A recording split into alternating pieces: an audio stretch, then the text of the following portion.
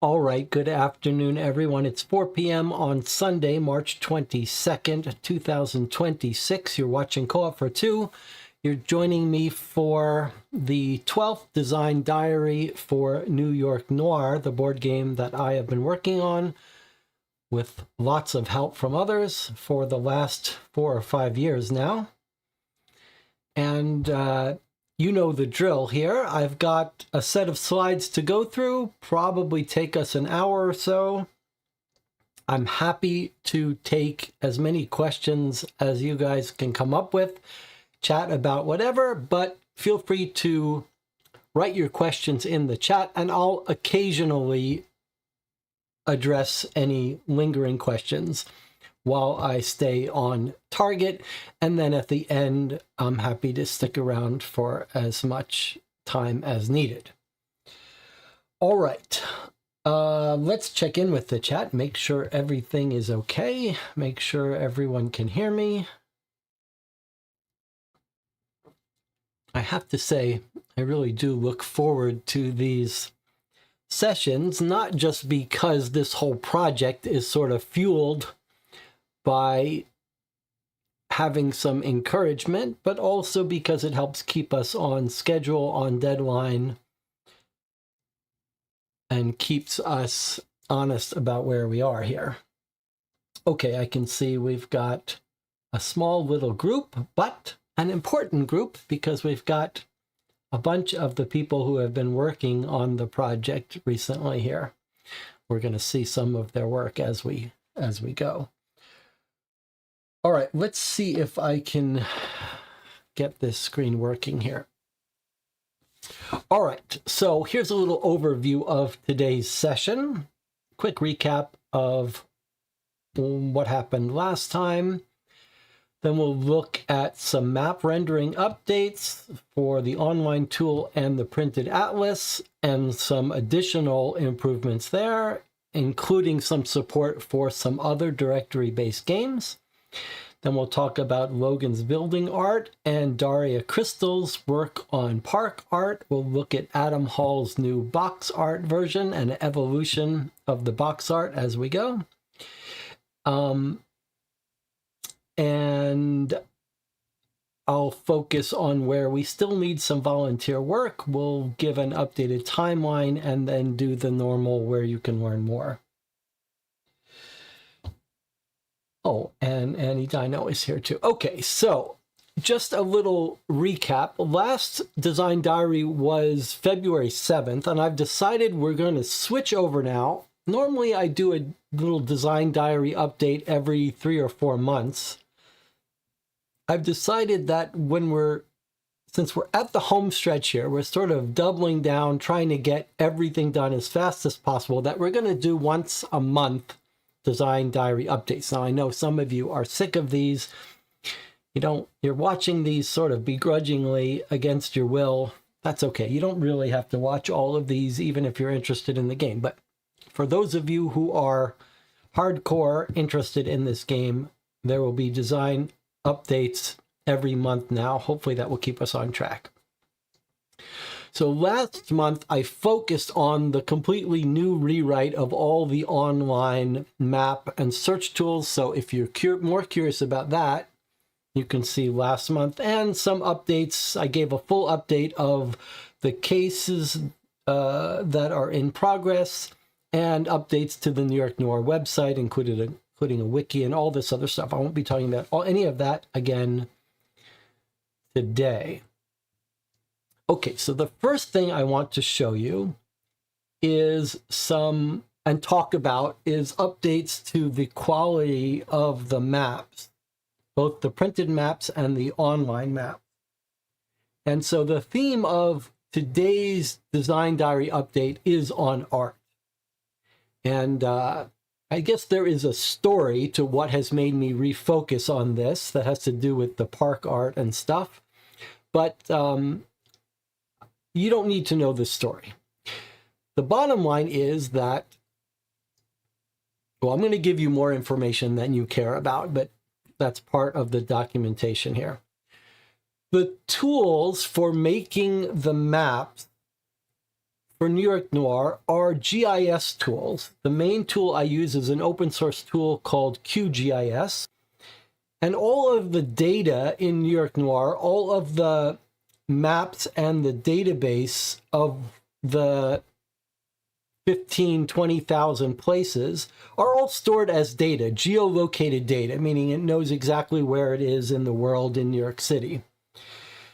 There are some real strengths to that, which is that I can change the boundaries of neighborhoods. I can manipulate the layouts of maps and atlas pages on the fly because they're not fixed, drawn images of a neighborhood.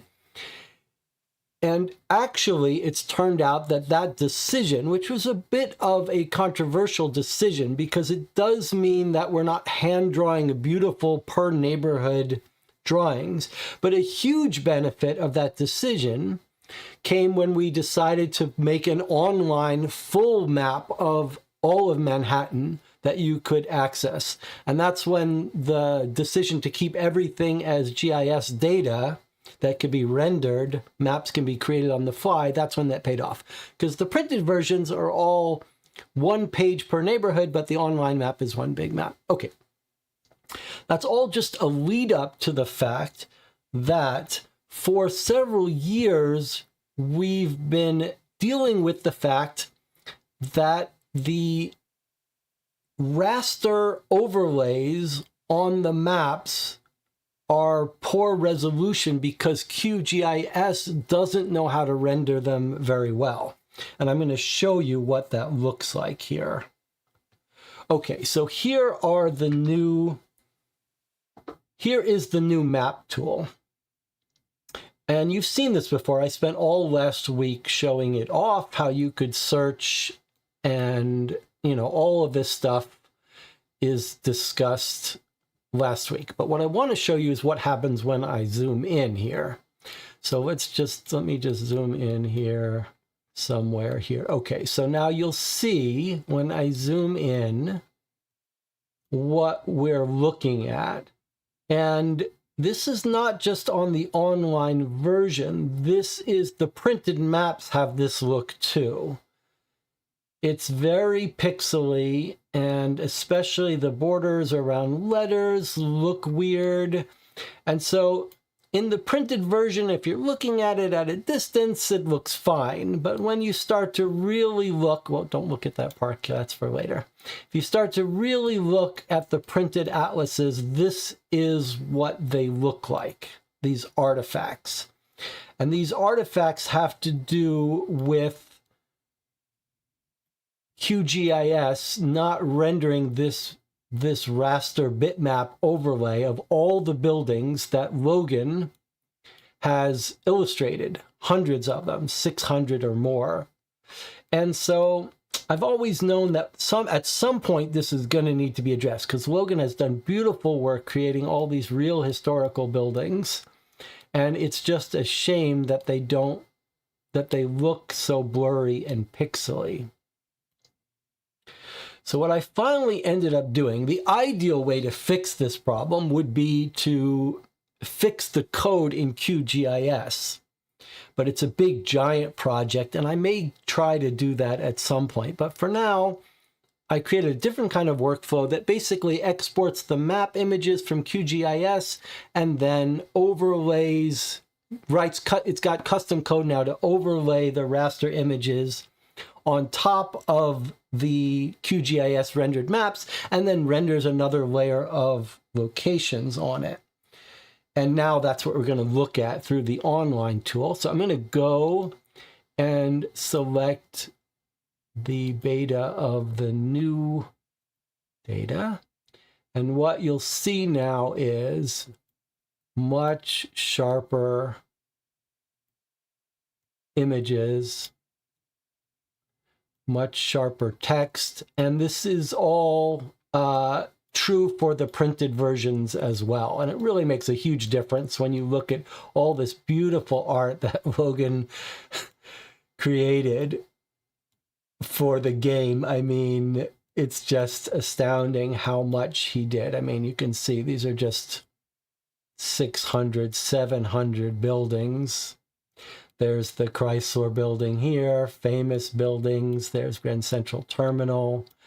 Here is the Empire State Building. But wow, what a difference to be able to see these buildings in all their real beauty now. There's Gimbals. There's Macy's. Here's Penn Station. Okay, so I apologize that it took so long to do this, but we finally do have now a very nice, sharp version of the printed and the online map atlases. And just for fun, I thought, all right, let me go back to the 13x9 map atlas printout. Normally, the map atlas in the game is 8.5 by 11, each neighborhood on its own page. But you can see one of the things I can do because of the way the maps are is print these large maps. This one is 13x19. Here's the Gramercy Park, 35 different neighborhoods, so 35 different pages. I just printed out one to see it. And I'm going to talk about the parks in a second. All right, let's go back here and let's see what else. Okay, so I've explained that. What you did see me using on the online tool, but it's sort of a technical thing, is I implemented a couple of better ways to deal with the map tile image data. And that makes it a little easier, a little faster for the online map to be able to zoom in. And it also means it'll be easier for us to make a completely local version of the map tool and online search tool that so you won't need to be online if you wanted to play the digital version. One of the things that you can't see that took a week of work is making sure all of the building art coincides with known database entries and that they're at the right locations. And I can sort of show you that here. If I just do an advanced search for hint equals VIP. Okay, I think this will work. Whoa, why is that so slow? Okay, so what we have is here are the 619 illustrations that Logan has done and markers showing where they are. So one of the things that went slightly wrong is when Logan did all of this beautiful art and he put it all on the maps. When I got it, what I did was I went in and I started tweaking the locations. And I did it so that they wouldn't overlap each other. And there's certain neighborhoods that are particularly tight, hard to fit things in. And what I did was I went and moved the buildings around. So like the New Yorker Hotel, maybe I put it over here. So, or pencil, whatever. I moved stuff around on this digital map thinking, what does it matter? What does it matter if the New Yorker is here versus here? In the printed version, which is what this whole game is supposed to be about, there's no sense of geography within a block. It's just like, here are all the places, here are all the places in this block. You don't need, in the printed version, you don't really need to know that the Yale Transport is here and New York Oldest Pawn Shop is here. But what happened was in this online map, which we didn't initially anticipate, there were some weird things where the New Yorker Hotel, the art would be here, but the marker would be here. And I also realized that I had started moving things off from the actual address. So one of the things we point in our database in New York Noir, these places have their real street addresses. So the New Yorker Hotel is on 8th Avenue, which is this avenue here. There's 8th Avenue. So in my moving things around, I sort of made it confusing. And so I spent several days of unpleasant work moving all the buildings back around to line up with their geocoded location and undoing all of the moving that I had so carelessly done. So everything now, though, matches where it is and matches what it is.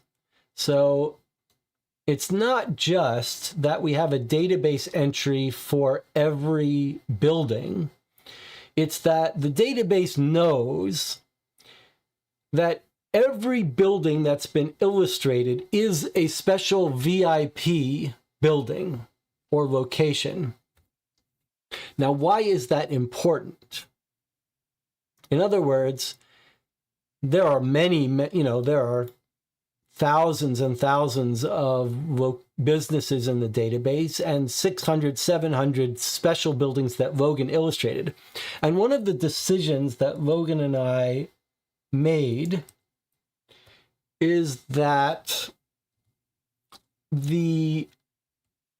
if you look at the printed map atlas, one of the ideas we had is that this atlas, which is of all the neighborhoods in New York City, it's actually two things in one. It's a neighborhood guide as well as a map atlas. So every neighborhood has an atlas page, which shows all the locations, but also has a page describing the history of this neighborhood with the photo, some little bit overview history, and points of interest.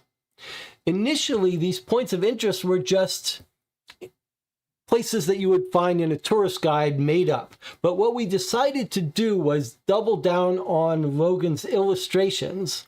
So now the points of interest are exactly the buildings that have been illustrated. So that's the other reason why I had to work so hard to make sure that the system knows every building that's been drawn, what it is, where it is, and what it corresponds to, so that we can generate these points of interest for every neighborhood. And you've seen this. I've gone over it before, but I'm pretty proud of it.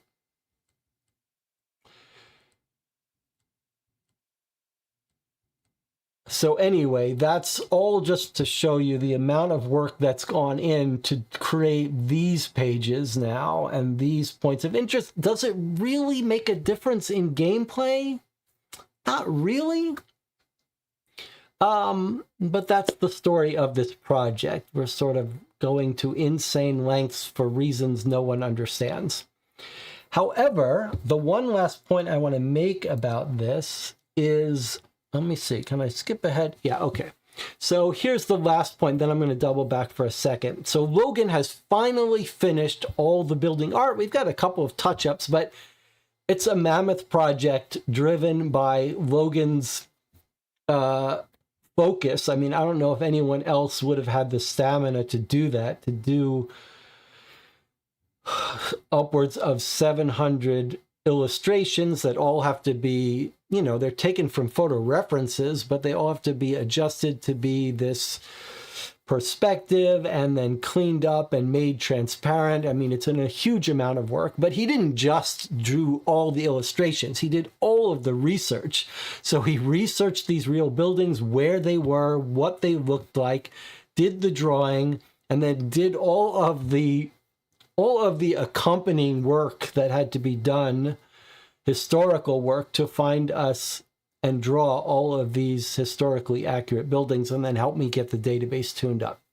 So he's now moved on to boats. So one of the other things we need to do, you can see from the online maps, there are certain neighborhoods that are sort of, I guess it's easier to see in the map atlas. This might be an older map atlas. But anyway, there's certain areas bordering the water where we've got all this empty space.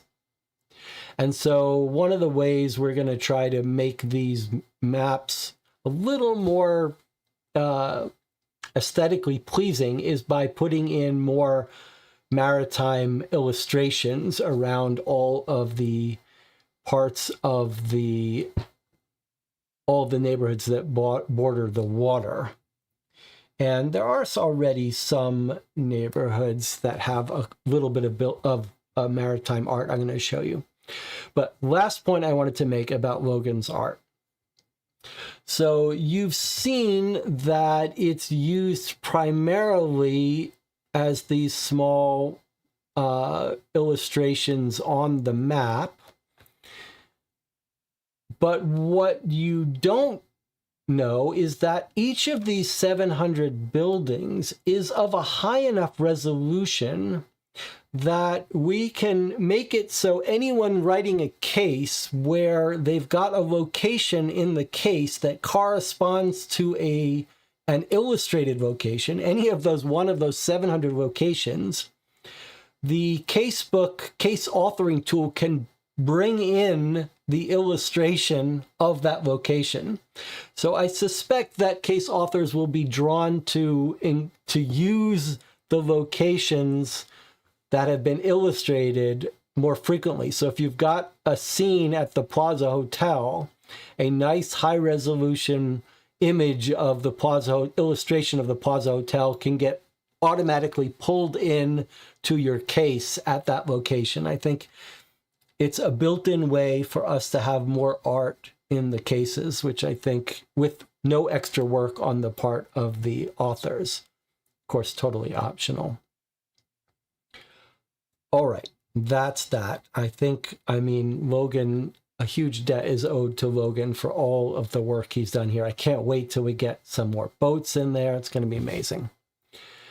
Okay, now let me back up a little and show you one more thing that I didn't show you about the online tool.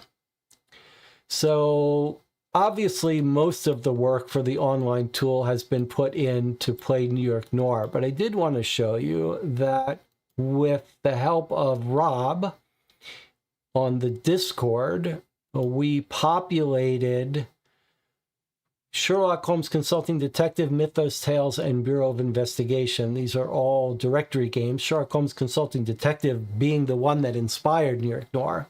So if you click on any of these worlds, you can see here is the Space Cowboys version of Sherlock Holmes Consulting Detective, and everything works here. You can click on a place to see what's at this place. You can search for this just like you would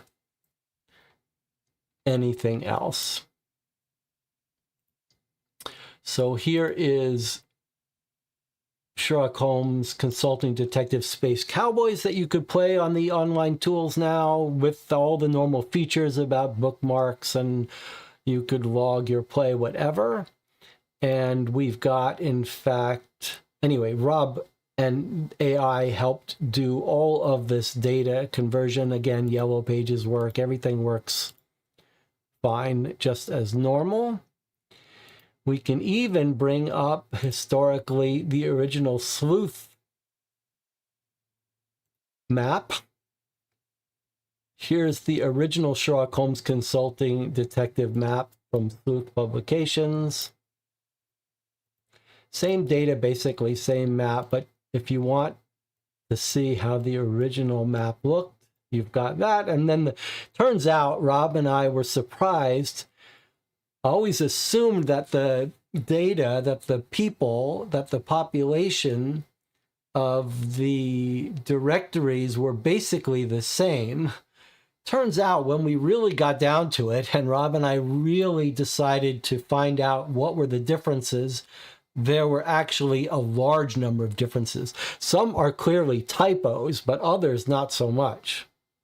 So what we did was we've got three worlds of Sherlock Holmes Consulting Detective. One is the Space Cowboys version, one is the Sleuth version, and then we've got a combo version, which basically has everyone unique from both data sets.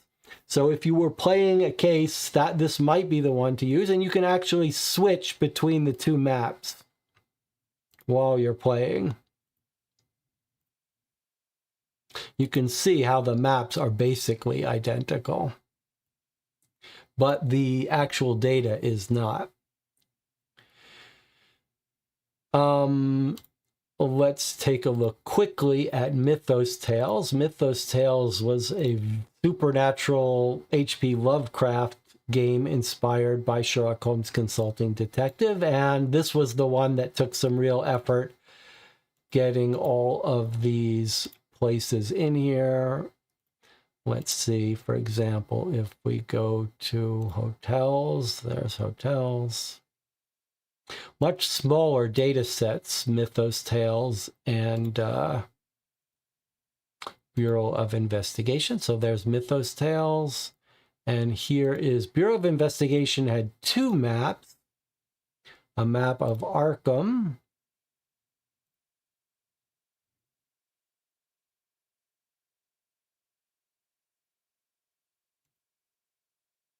Again, same stuff here.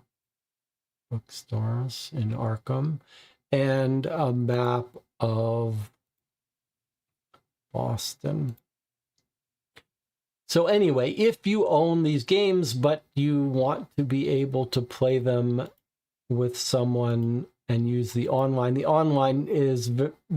search tools are very useful if you get really lost, for example. But most of us who play these games prefer to play it on paper. This was just too good to pass up.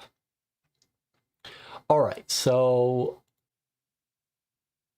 now we've got support, and maybe we'll end up adding support for a couple more directory games like Ellery Queen and Gumshoe.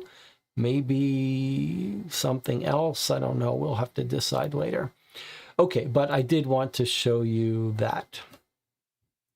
All right, what's next? Okay, we looked at Logan's building art and moving to boats. Did I show you the areas of boats where they already are? It's kind of useful to see what they add to it. I mean, they do add quite a bit. And you could imagine that there'll be cases where you go to this dock and learn about this boat. You could make a case involving boats. We haven't decided whether we should put some numbers on some of these boats, but I guess it doesn't really matter. The point is, we've got some sample boats here, but there's going to be maritime boats and docks illustrated all over the waterline. I think it'll be fun, and it'll be useful for cases. Okay. What was that? All right, I should take a break and talk to the chat for a second and catch up.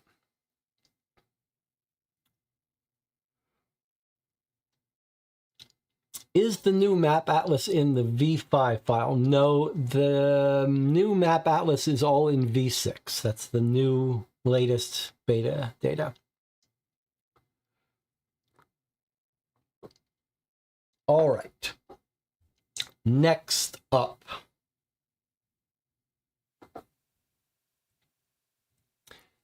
This was just the boats that I'd already showed you.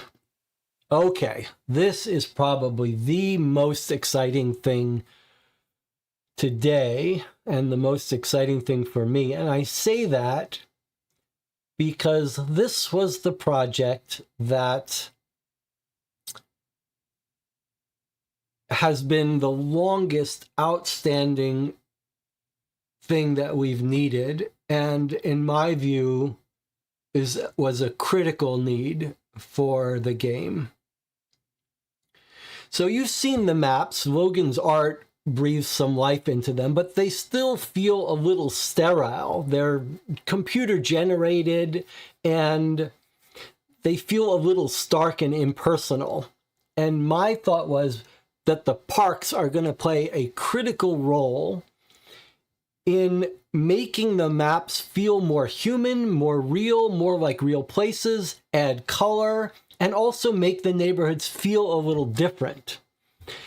And Adam Hall, who's done the box art, did one tiny little square of Hell's Kitchen in a style that I loved. It was similar to this, but a sort of simplified map where you could see paths. And we've been basically waiting for years to find someone who had the skill and the willingness and the disposition that would be willing to do this. And I feared we were never going to find anyone who could do it. It's a tall order, and there are a lot of parks, fictional and real. What you're looking at here are some real parks and the real drawn layout of these parks. And Daria Crystal visited us on the Discord and said, I might be interested in trying it a little bit. And then she came back with this, which just blew everyone away. And almost too good to hope. I mean, this is just, it's not just the artistic skill to do this, but these are done in Photoshop and they have to be done in a specific way in specific files. And they are beautiful.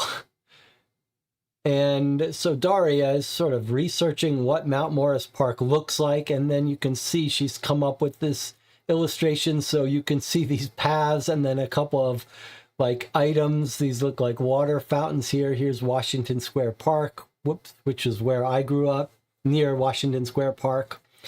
And so if we go and look at the online map, I've put them in. You can see how they go in. So if we go, maybe we'll go down here to Washington Square Park. So here's Washington Square Park. I mean, it's just gorgeous. It fits in perfectly on the maps. It does everything I hoped. It really creates a much more real feeling. And you could even imagine, like if you were writing a case, the part that's, it's not just that we've got this map, but you could even imagine writing a case and being like, this guy entered Washington Square from the south and ran straight through, fell in the fountain, you know, or a scene in a park where someone's hiding behind the trees. Like you could absolutely imagine writers of cases being inspired by this art to write a case. And look, much of these cases get played where the maps are optional. But occasionally you play one of these cases and your mind visualizes it, right? This whole game, this whole kind of game, genre of game, is like listening to a radio show. Your mind imagines things, and you're tracking someone as they go down the street, and you like to look at this map and be like, okay, they made a left, maybe they went into the subway. And here we have maps, we have parks, park art that really, I think, creates a playground for the imagination. And I think it's going to make a huge difference to the feel of working with these maps. It'll make neighborhoods more recognizable. You'll remember that this is what this park looked like. I think it'll be easier. They add color into a map that's otherwise pretty, you know, solid colors. They're the areas that are colorful in addition to Central Park. And then here we have Mount Morris is up here in Harlem somewhere. Here's Thomas Jefferson Park. So the idea that the different parks will look differently. There'll be some gardens with different color schemes. Maybe it'll help you distinguish some neighborhoods from each other. But it's really cannot be overstated how much the park art, park and garden greenery blocks, I think are going to make a difference to these maps. And Daria is in the chat with us right now. So still a lot of greenery. It's a little daunting. Battery Park all the way on the south tip, but some of these parks are very memorable, real parks that have very different feels and looks, and I think there's still problems for us to solve, but I could not be happier. Okay. Next up, well, let me check in with the chat before we start talking about Adam Hall's box art. Who designed Central Park? The Central Park drawing is one of the original drawings from the original commissioning of Central Park. One thing we have to decide is whether to replace that or not. Now that I've got the rendering better, higher resolution, I think the park as is a little more appealing. And maybe we might keep it, but maybe we could tweak the colors a little bit to make it fit in a little bit more with the others and not make it stand out. But I'm not opposed to keeping this just as is. So this was the original drawing of the real. Now that we can see it at higher resolution, it's not bad. But Central Park is its own neighborhood. It's its own little personality. Big giant. You can see how giant it is in the scheme of Manhattan. So I don't know if we'll redraw this or keep this exactly as it is. Daria should replace Central Park. Okay, well, Rob is showing his colors here. We're going to get back to that. We're going to get back to Rob in a second when we look at the box art. Do you have a drive file with all the drawings? Eventually, especially with Logan's drawings, and Logan has drawn lots of other drawings of portraits of people, the idea will be to make most of this available for authors who want to put stuff in their case as well. Same thing with the parks as with Logan's building. If you make a scene in a park, you might be able to just pull up that park image and embed that in the case with very little effort. All right, let's move on to the next topic, which is box art. So you can see I've got a box in front of me for New York Noir, a beautiful box. But let's take a moment to appreciate Adam Hall's cover designs and illustrations. This was way back in 2023 when Adam did some mock-ups for us. Different designs, and these were the two that really, this was the one that really spoke to me. This speaks to me, this detective looking at a scene I loved, and I think this one came out of that. But this was the one that really captured us, and this beautiful design of the smoke and making the and. This was back when the game was called High and Low.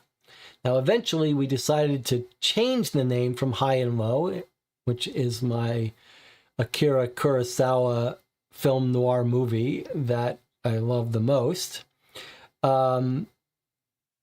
But here was the original inspiration. And then let's see. So here was the next set. And that's actually what you're looking at is what was used for the cover that I have, the box I have in front of me right here, which I love. Everyone loves. Very recognizable. And then we've got these sides. So this was the last, this was, well, okay, here are the sides here, and then here was a slight, well, look at this one. Okay, so this one, he's got a cigarette, and you can see what Adam came up with since we don't have high and low. We couldn't have the smoke making the and sign, which was so amazing here. But Adam came up with another way to do it, and he made it do a question mark.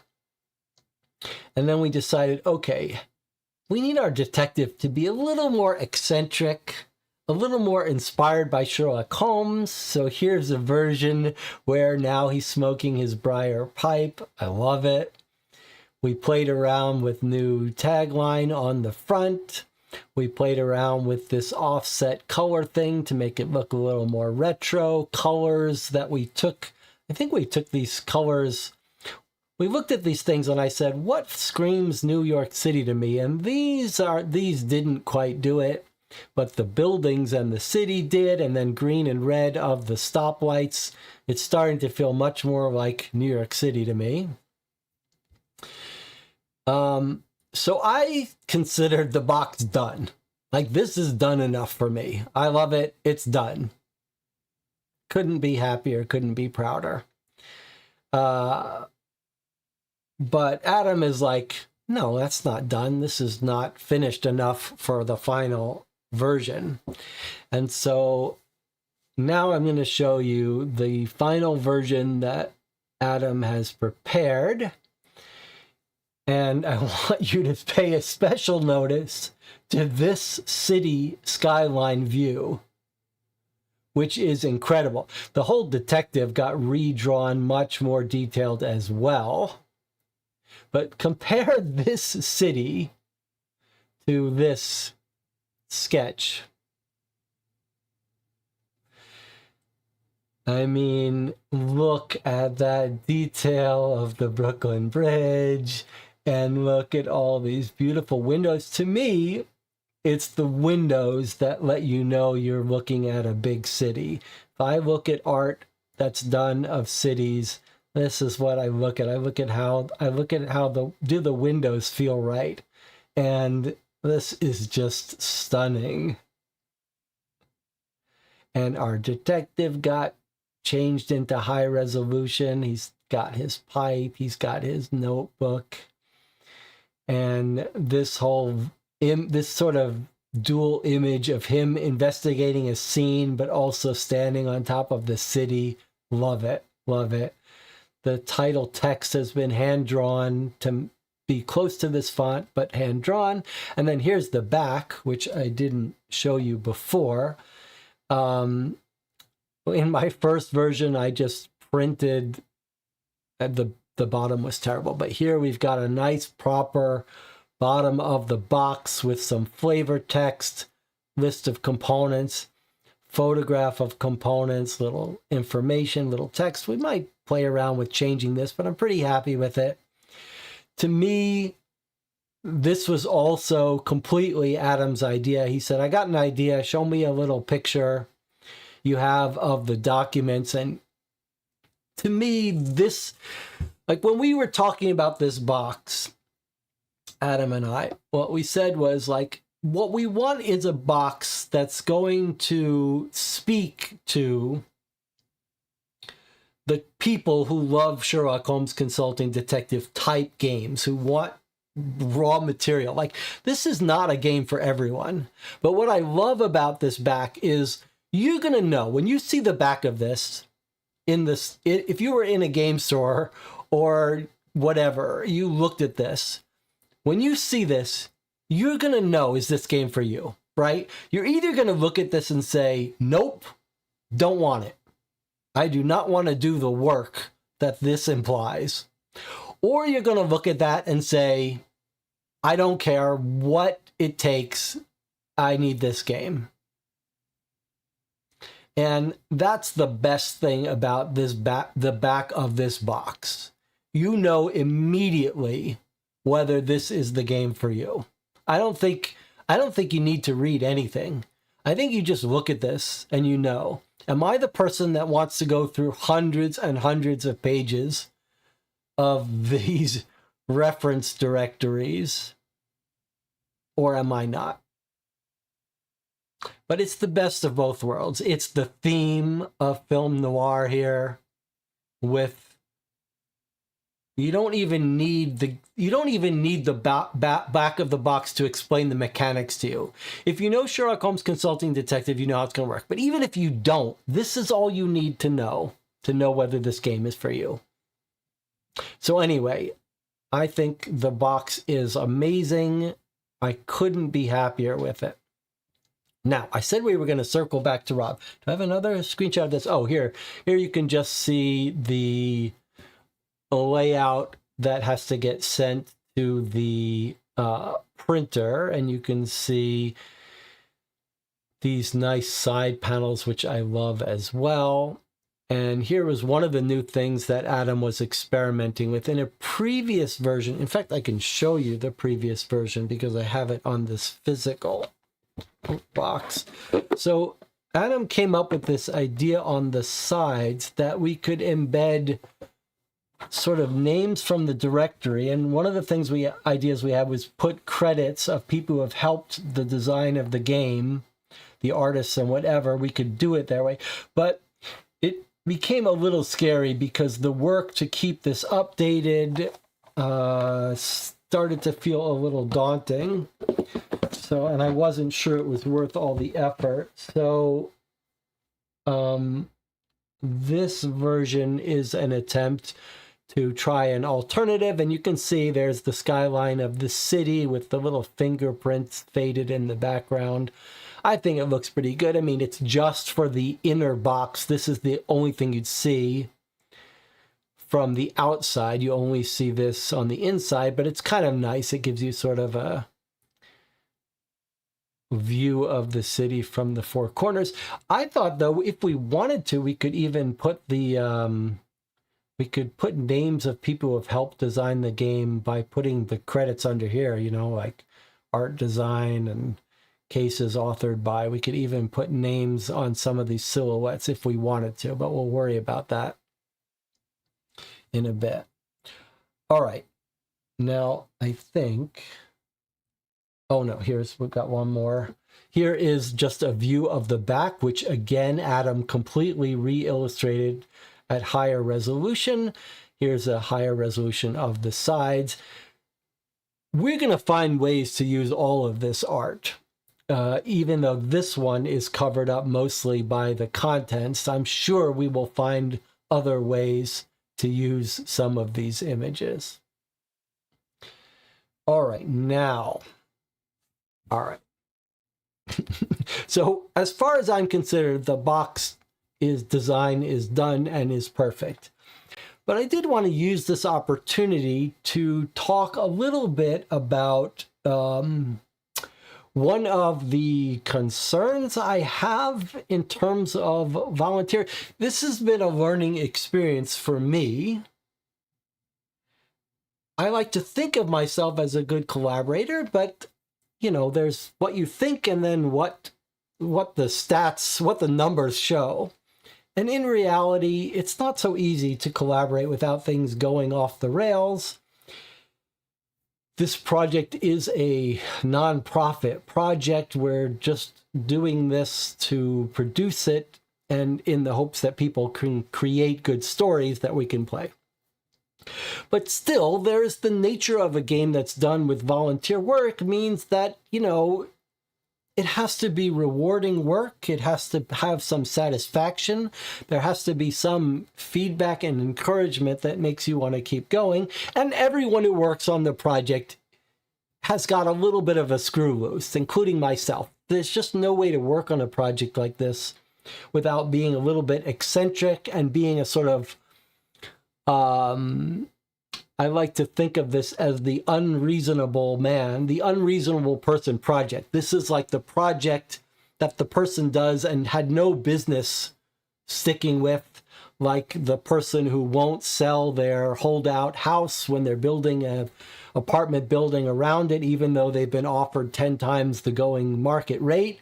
They say, no, for my own reasons. I want to keep this house. I'm not going to sell it. Anyway, all those things.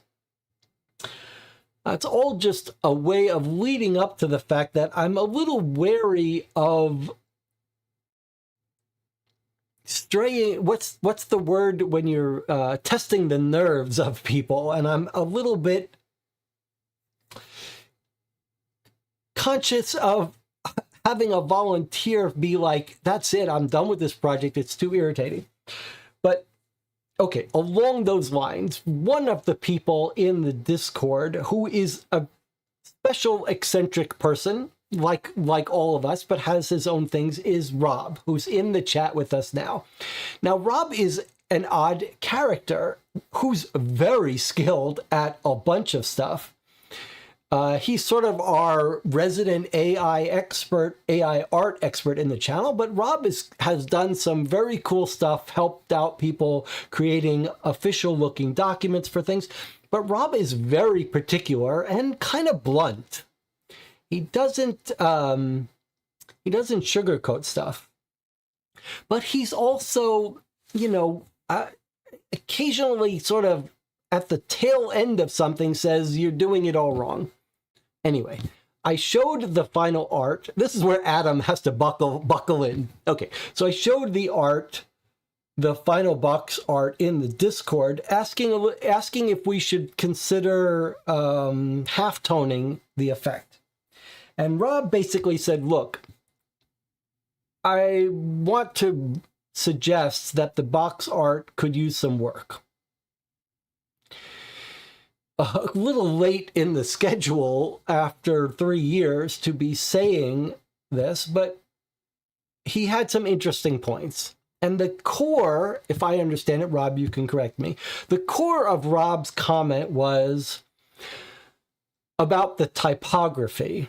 And he said, look, the typography of a board game is sort of its brand, which you'll see used in several other places, and it should have a very distinct look.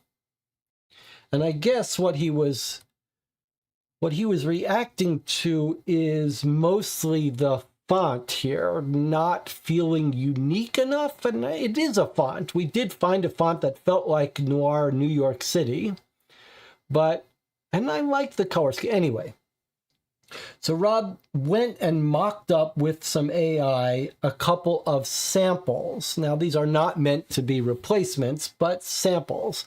And again, a little blunt, a little late in the game, but I do respect Rob's opinion about some things. Now, so here are the mock-ups he presented, and you can see what he was going for. Like, here is an Art Deco title.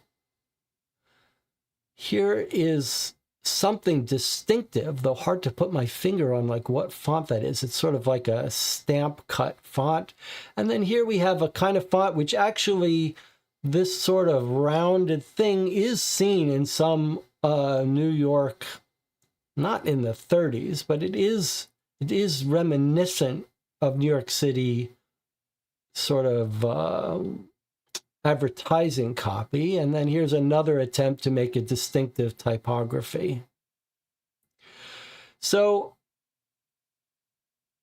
I told that long story to preface it because I don't want Adam Hall to burn out from this. And I think it's time to move on past the box art because Adam Hall is a skilled artist and we need help with other artistic stuff. So I want to put the box in a box and consider it done for now.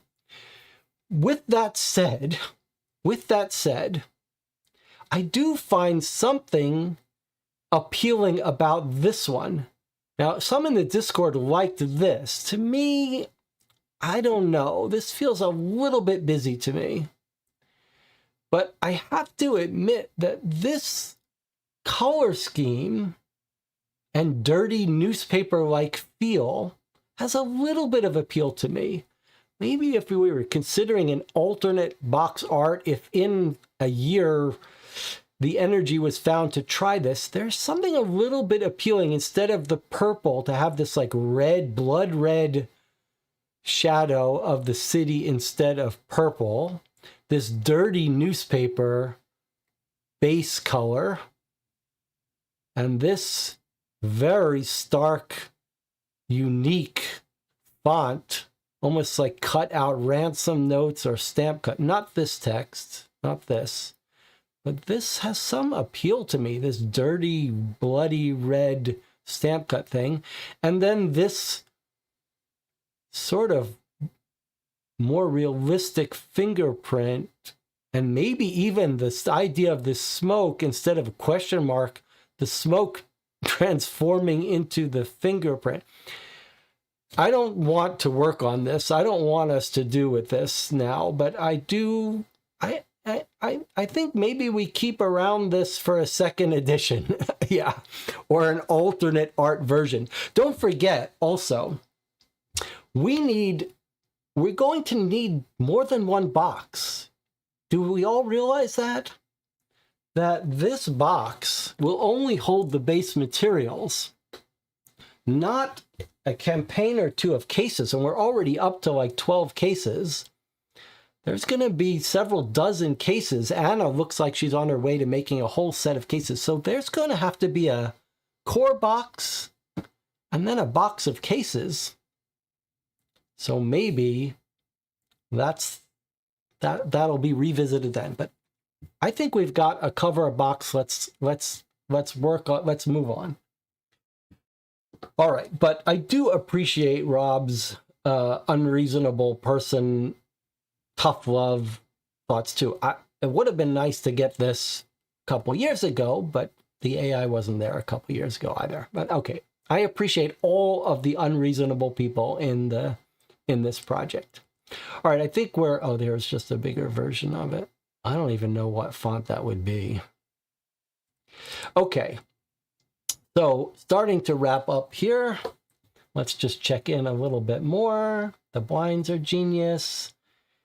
Not blunt, it's tough love. The Art Deco font is very period, but it feels a little fancy when you relate them to the main character. Yes, I agree with that. Second edition, additional boxes. Maybe someone's detective character will be more fitting for the Art Deco vibe.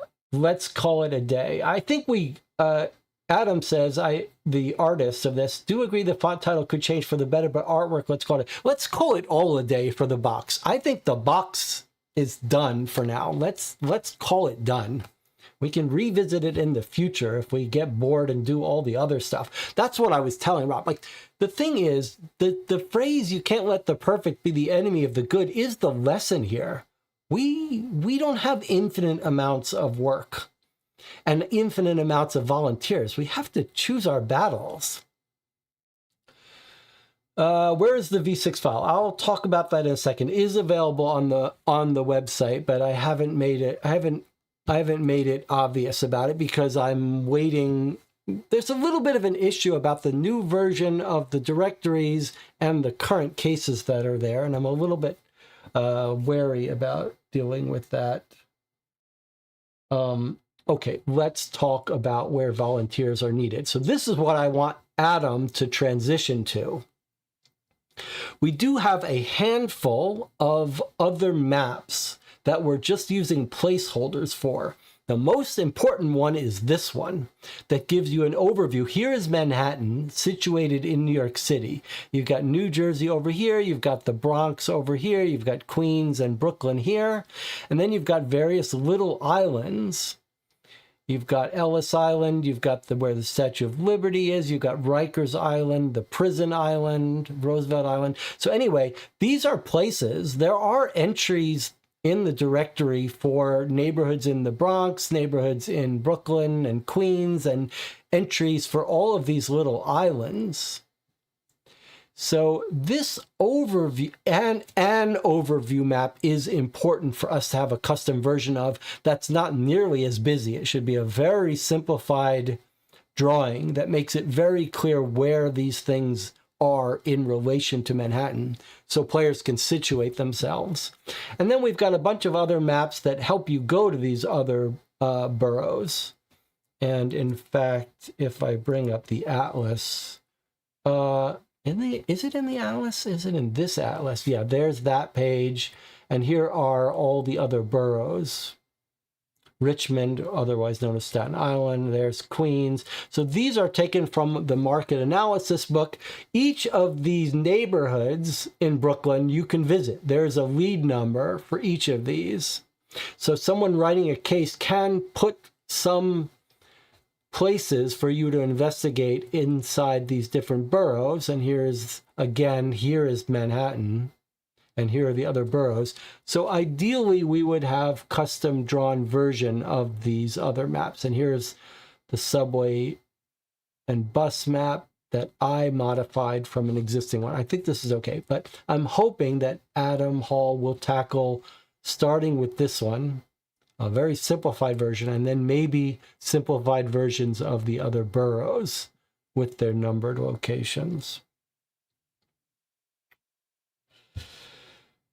All right, and then here's what we were discussing. Should we replace Central Park? I had the idea that maybe some of these would be like fold-out brochures just for the fun of it, like an extra long fold-out thing, rather than try to fit it onto a single page.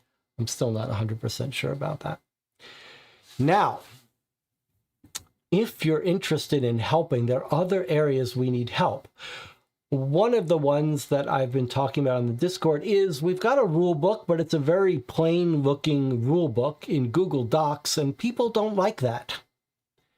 it's very important for people to have a nice looking rule book with some art and an index and a table of contents and various illustrations. And Annie Dino, who's in the channel, in the chat here with us, has said she might take a crack at that.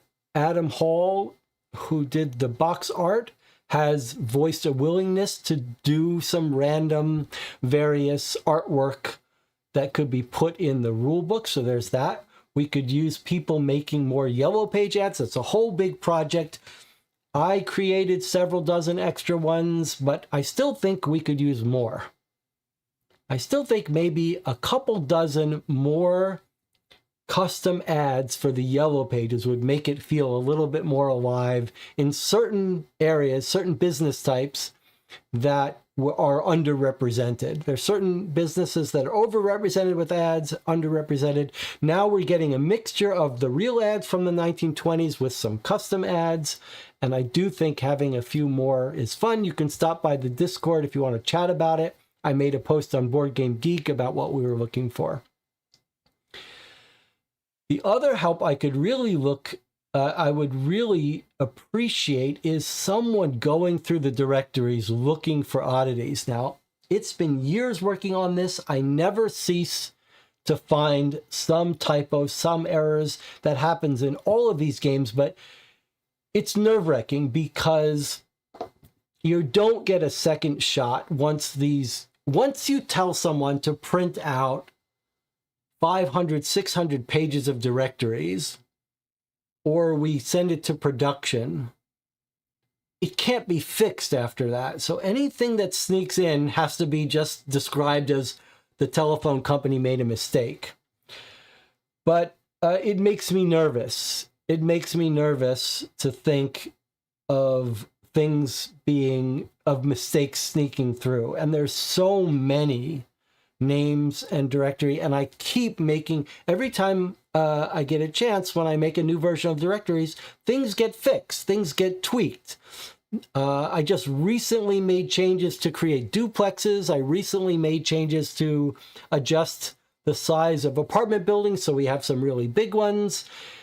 I decided that, one of the big ideas in New York Noir is the neighborhoods are ethnic enclaves. So Little Italy is full of Italians, Chinatown is full of Chinese, and different neighborhoods have different odd ethnicities.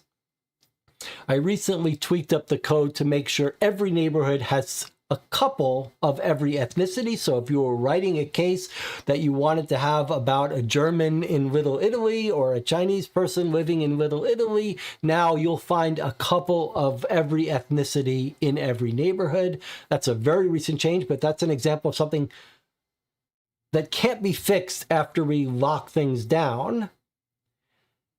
And the other side of that coin is the authors who are writing cases are really getting sick of me changing the directories. They want it locked down. I have a whole process to ensure that if you write a case, all the places carry over to the new, but it's a hassle for everyone. So the sooner I can lock down all of the directories, the better. And I've made several rounds of work going through the ethnic names, trying to improve them, trying to make sure they sound authentic, but I could always use more help. And of course, we could always use more authors writing cases. I talked about that last month, but the more the better, especially if you want to experiment a little bit. However, one of the new ideas I had is this last part here about an author wrangler. And here is my idea. We really need someone who's sort of familiar with the system, who doesn't mind reading cases and having spoilers, who can help authors make sure that their cases are formatted nicely and don't have bugs. This is sort of like a in between the playtesters, which we have and are critical. But for example, Martinez Conradi, who is an amazing author of fan-made cases for Sherlock Holmes, has written several cases for New York Noir.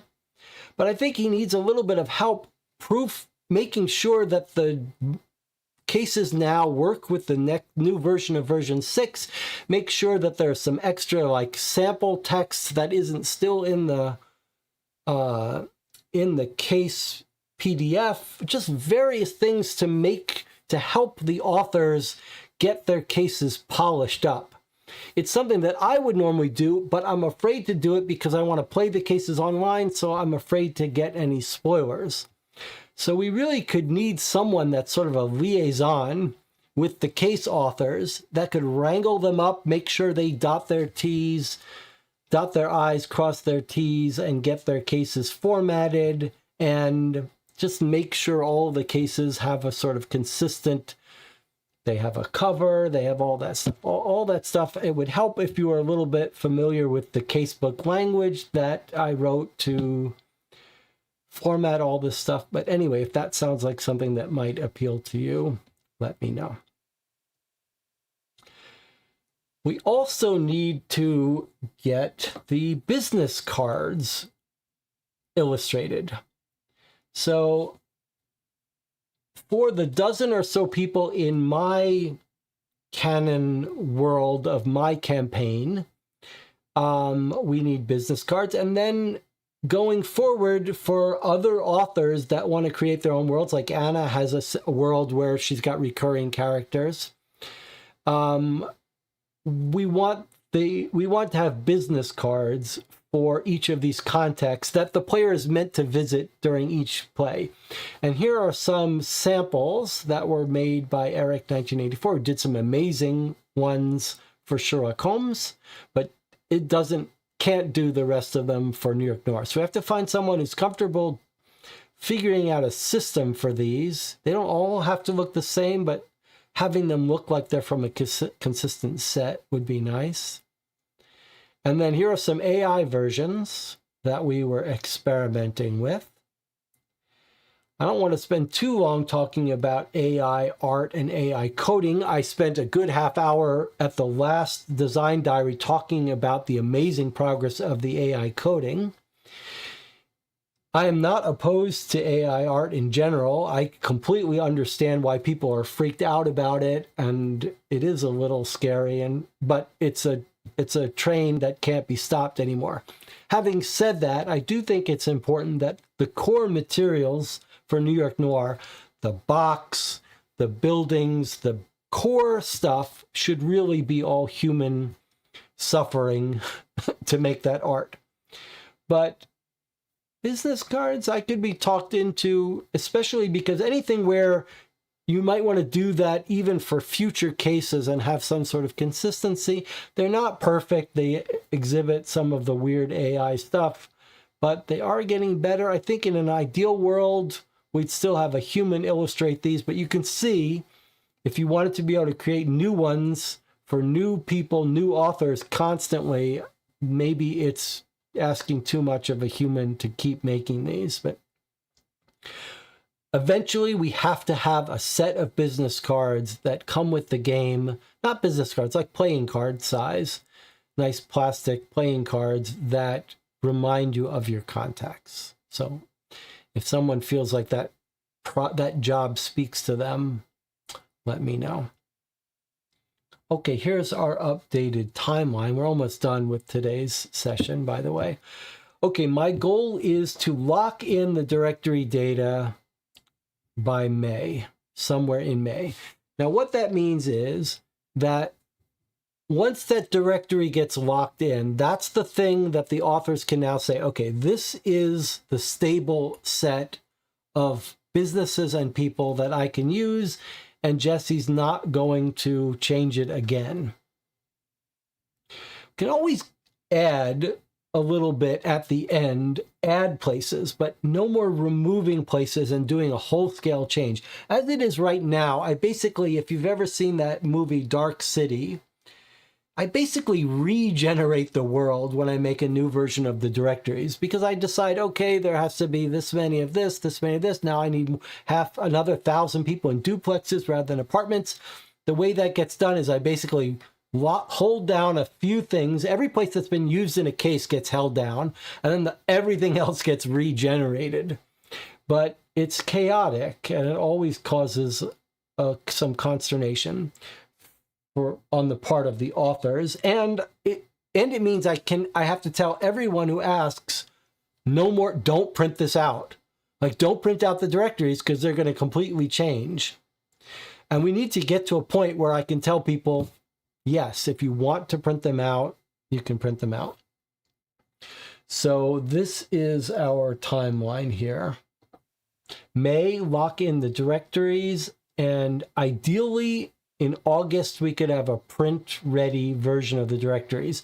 Again, it's scary because once it gets locked in, once we tell people they can print it out, it's not so easy to fix anything. So that's the goal. I will be at Gen Con in August. It would be lovely to print out a new version of everything. And once we print out a new version, I can start playing some of these cases written by authors.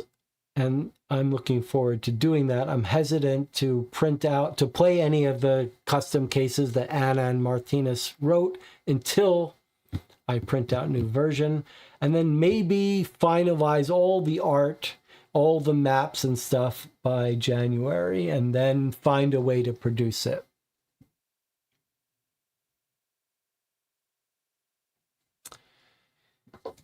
How do you correct the directory data names? I mean, if you don't know how a name is supposed to be written. Okay, that's a good point. The proofreading, you just have to be looking for names that look wrong, that look clearly wrong. Now, I have special directories that you can look at so you can see what ethnicity the name should be. But there's a whole complicated system for the generation of fictional places and people. Sometimes, at a certain proportion, it takes an ethnic last name and sticks on a Americanized first name. And there are certain portions that people work near where they live. And there's female and male last names for certain ethnicities. Those get spelled differently. But really, what we're looking for in terms of proofreading is just to go through the directory and look for things that seem broken, like a clear typo or a clear weird character or a spacing that got forgotten. So we're just looking for things that jump out and look wrong. Why did you remove all the name data from the drive? All right, nothing's been removed. It just gets moved around constantly. All right, let's see. Is there anything else? Okay, here are my normal slides. Where to participate. There is a Board Game Geek page for New York Noir. Please go. You can subscribe to the game page. You can click that little heart to favorite it, which is great. It puts you, both of those things make it easier for me to reach out with announcements. There is a Discord for the Co-op for Two YouTube channel and a whole bunch of YouTube Co-op for Two Discord server, and there are channels devoted to New York Noir, playtesting channels, development channels, etc.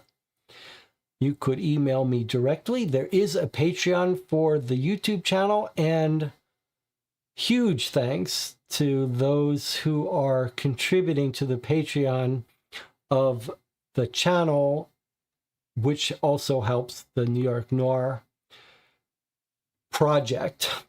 I will be at Gen Con in August of this year if you want to meet up. I will be running at least one game of New York Noir, but I'm happy to meet up with anyone who wants to chat about New York Noir, writing cases, whatever. You can download and play a whole bunch of cases right now, maybe 6 or 7, 3 that I wrote, 3 that Anna wrote, 3 that Martinez wrote. Lux is just polishing up a case ready to play. Rocky, Water. So there's a whole bunch of cases that you can play without printing anything out. The online map and search tools make it very easy to play a case without having to print anything. There's the demo case that I suggest you start with because it's short, simple, and teaches you the rules. Teaches you how to write a case too, if you're curious about writing a case. Everything is available at newyorknoir.org. And lastly, just to remind me to thank everyone for being here today and for all your encouragement. And it is no exaggeration to say that this project is really fueled by the encouragement from people who are just interested in this project and want to see it succeed and want to play this game. Without that, I'm not sure this project ever gets done. So thank you. And now we can go to any questions, comments, etc. Okay, Penguin is desperate to hear about where are the files. Where are the files? Okay, they're on the website. They're on newyorknoir.org. If you go to download, you'll see a whole bunch of download links. I believe the V6 files are available for download on that download page. If they're not, I will edit that page soon, in the next day or so, to make it clear that they're available. The only reason there's some hesitation about that is that cases were written for version 5, and version 6 should have every place you need to play the cases, but I'm a little scared about making version 6 the official version when I haven't fully talked with all the authors about making sure their cases work with version 6. So the process of releasing a new directory data is sort of, I create the new directory data, I make it as a beta, and then I've got to make sure all of the authors' cases convert properly without issues. Penguin says version 5. Okay, well, I'll get version 6 up there. The online search, by the way, all of the online map and search, you can bring up version 6, just not the downloadable versions. All right, any other questions other than where are the V6 files? Penguin says I can help with the authors. Annika says, anyone that has suggestions for the rule book, feel free to drop it in the Discord.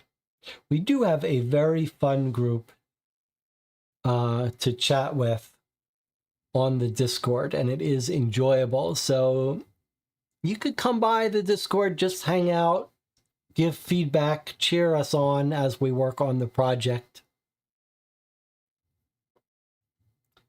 Cheer on Annika as she works on the rule book. Cheer on the authors as they write their cases. What else? Surely we can think of something else to talk about here. Questions, suggestions. If you've got other ideas for ways we can improve the game, you've got half a year, and then it's locked in. But there's a whole criminal history directory that no one has used in a case yet. Lux and I were talking about writing a case for it. I am desperate to get back to writing cases. I've got an idea for a case that uses the criminal history directory, but I also want to write some supernatural dark horror cases that are like R-rated, scary, Cthulhu, Lovecraftian, cult cases. Will the project be released as open source? Yes, it will. Yes, the whole idea here is that anyone should be able to use this material and write their cases and download all of the materials and print it out yourself. But there's so much to print out that we are going to try to find a way to get a produced, printed version that people can purchase, but not for profit. But we'll have to figure out how to do it. The costs are hugely affected by the size of the print run. So in an ideal world, we would have something like a pre-order or Kickstarter where we could get enough people ready to spend the money to buy a printed version that we could have it produced and have the spiral coil wire binding made, that we could get a nicely produced version at a reasonable cost, but I'm not sure I have it in me to run a Kickstarter, and the complications of running a Kickstarter and worrying about issues and delivery and customer service is a huge thing. So we'll have to figure out how to do that, but that's down the road. But anyone who doesn't want to do that could download and play the PDFs straight from their computer. Begona says, I can help with proofreading directories if you have Hispanic names. I do have name databases for a couple dozen different ethnicities, so that's one way to do it. Writing cases might sound very intimidating to many. Well, that's true. I have written some essays on how to write a case, how to write a good case. I have talked in the past about a couple of books that I recommend. Adam says, I want a physical version only. Well, one of the things that's clear we're going to do is everyone who's volunteering substantially for this project, we have to find a way to get them at our expense full printed produced copies of the game. So we're going to have to raise enough donations, enough contributions from people to pay to get the major contributors their own copy and send them a copy, fully produced copy of the game. And that's going to run into the thousands of dollars. So we're going to have to raise some money to pay for that. But it seems only fair that that's the least that the project can do, is make sure that the serious volunteers get a free printed copy.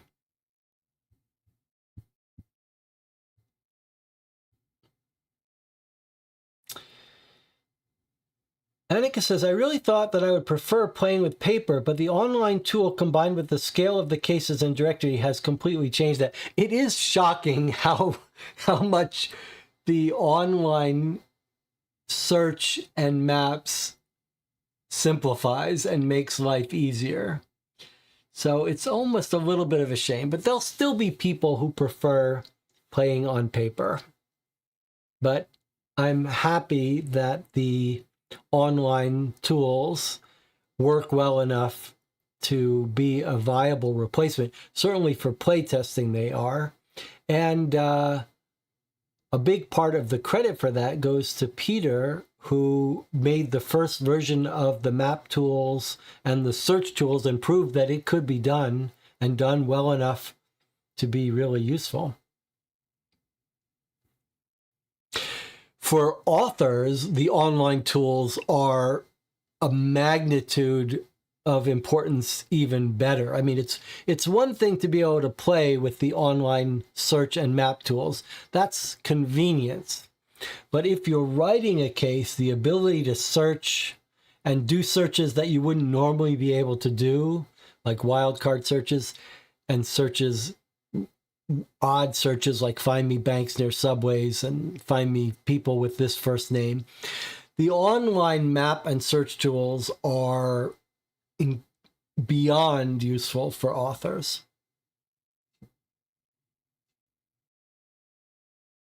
So that has turned out to be a real win. All right, what else can we talk about?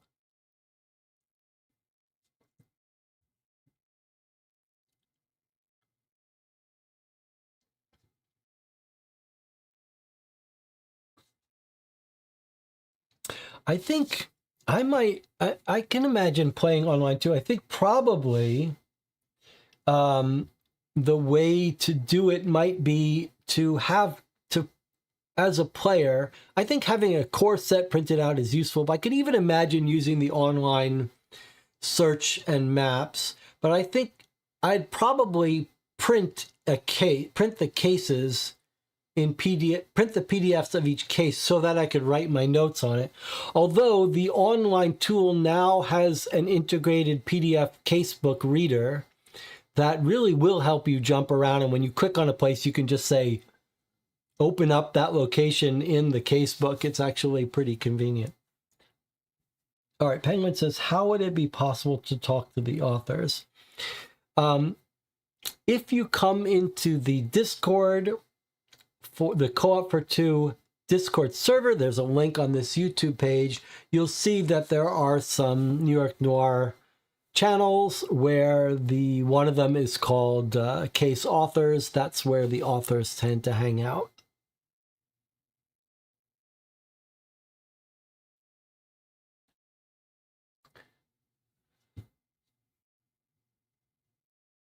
What else? I always feel like this little Q&A is kind of like the teacher who says, or at the talk when you say, are there any questions? There's never questions in the beginning, but if you wait long enough, the questions come. So I think I just got to sit here and wait for more questions. Annika says, during the Foxtrot case, I did start to feel a bit for the old-time investigators that had to manually compare fingerprints. Still need to finish the case. I'm sorry. Okay, Foxtrot East is my largest, most difficult case. It's the case that makes use of fingerprints, the fingerprint directory. It is a big, long, difficult case. I'm not surprised if people might tap out. I will note,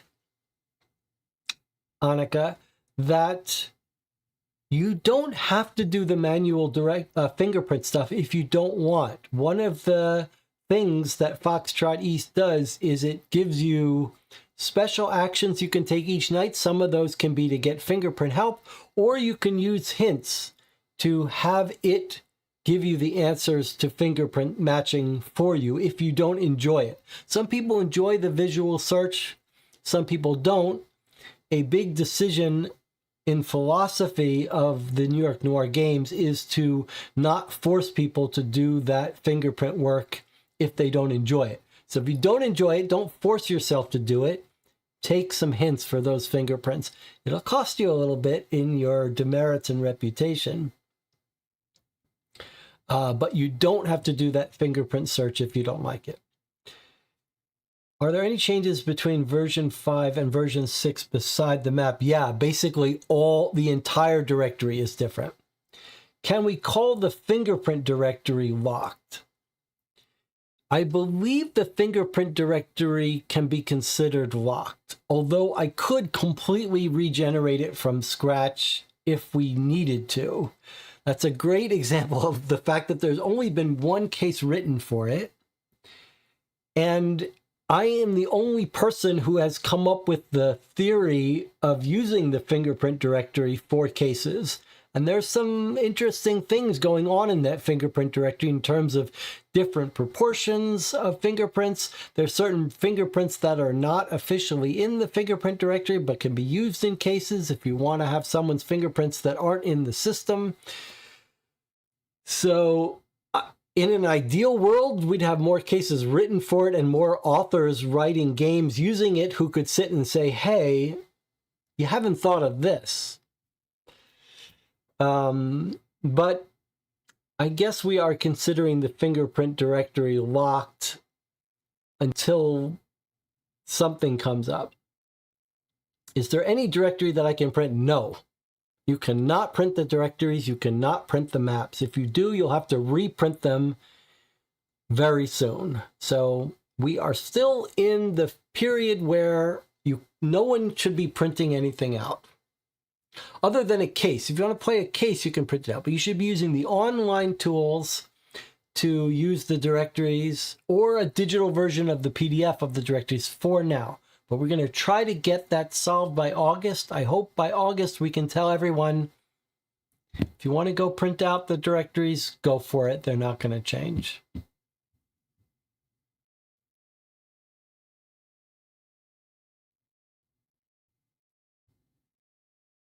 Now is also the time, start stocking up on toner cartridges. Yeah, really.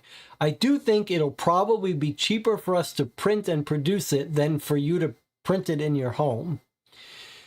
If we can get enough people to go in on it at the same time. Another thing I would love help for is brainstorming the yellow pages. So right now, over time, I have fine-tuned and developed the yellow pages, figuring out how many of each kind of business, how to categorize the businesses, what businesses, but I've taken inspiration from Sherlock Holmes Consulting Detective, but there's always the chance that there's something important that might be nice to have in there. Now, there's all sorts of subtle things I've talked about in previous design diaries that are in this directory. There's a huge number of abandoned lots and abandoned warehouses and undeveloped land and condemned buildings. And there's a whole bunch of office buildings that can be repurposed for businesses that we didn't think about. And a whole bunch of businesses that are cagey about what they do, so they could be repurposed for other things. But if there's someone out there who's played Sherlock Holmes consulting detective and said, hey, you know, if I was writing a case, what I would love is some other categories of things that no one else thought of. Like someone came in the Discord a month ago and said, it would be great to have some real magicians in the directory, real historical places. And they came up with a list of a dozen real magic shops and real magicians, and we added those into the directory. And that's the kind of thing that I would love in an ideal world to get more input on. Jonathan Warner went through the directories and found some more like artists and performers, and we realized, hey, we don't even have a Yellow Pages section for performers and talent agents and stuff like that, so we added some of those. But so I'd still love to have some more help brainstorming that kind of stuff.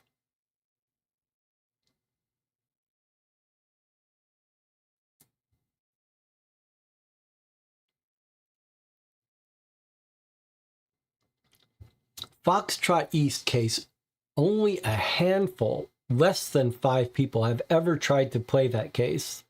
I'd love some more feedback about that, but I really want to write some more cases. I'm itching to start writing some more cases. In May, they'll be locked for printing. I'm hoping that, here's what I'm hoping. I'm hoping that by May, we can informally say the directories are locked in, and then have a month or two to really make sure that they're locked in. Like lock them in May, and then make sure no one finds anything that needs to be fixed. And then in August, we can give the green light and basically in August say hands off. They cannot be touched after that. All right, but let's move on from that subject. Other questions, other issues.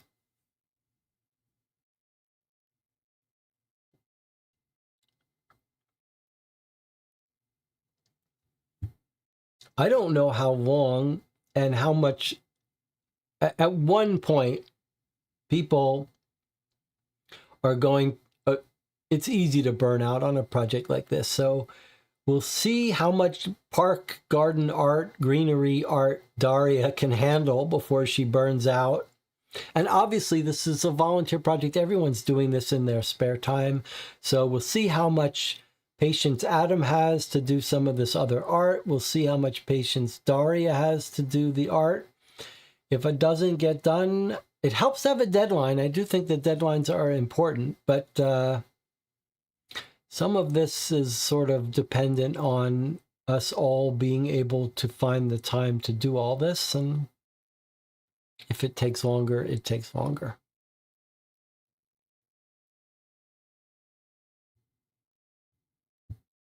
What I will say is this. By May, August, I will print out a new set of directories so that I can play the cases that are building up for us to play in the channel. We can always use more playtesters. We can always use more case authors. And I know it's uncharted territory for most of us, but if you have a little voice at the back of your head telling you you're interested in writing a mystery case, give it a try. You'll figure it out. Adam says deadlines are needed or it just drags with endless noodling. That is absolutely true. Begona says, any authors show interest in supernatural cases, as you mentioned. Martinez has already written a case that has a little bit of supernatural element. I don't think it's dark, but he has created his own system of magic. I forget what it's called, lexicographic magic or something. So I'm very curious to see what he's done there. But I don't think anyone has written. I want to write some Lovecraftian, dark, madness, scary cases in a different setting, not with my normal detective, but with someone else. Okay, Annika says, signing off.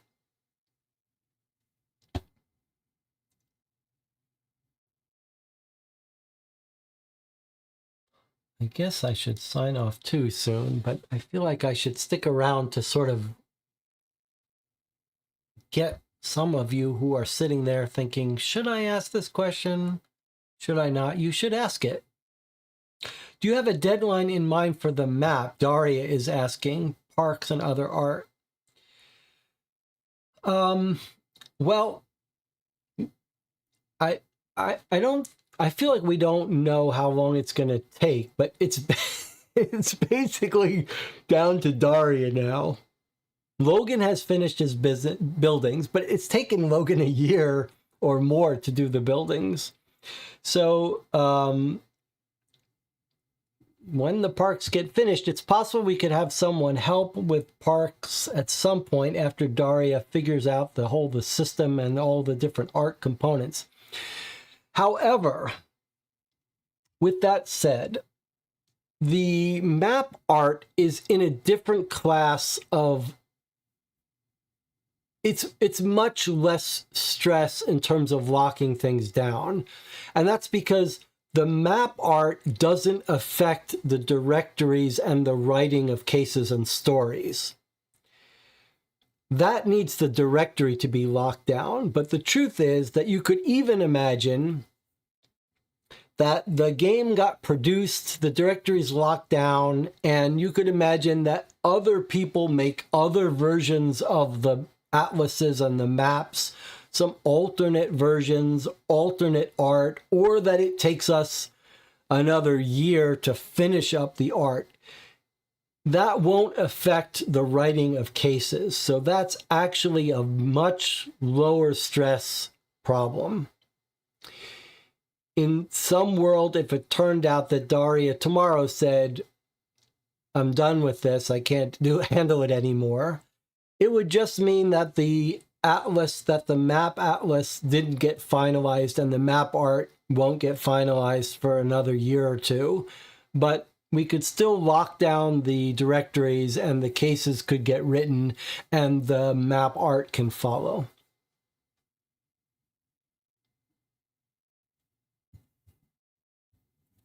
Ideally, it would be lovely to have most of the greenery illustrated in August. But again, Daria is doing this purely as volunteer. It's taken us 2 years to find Daria. So whatever she needs, however we can help, and however long it takes.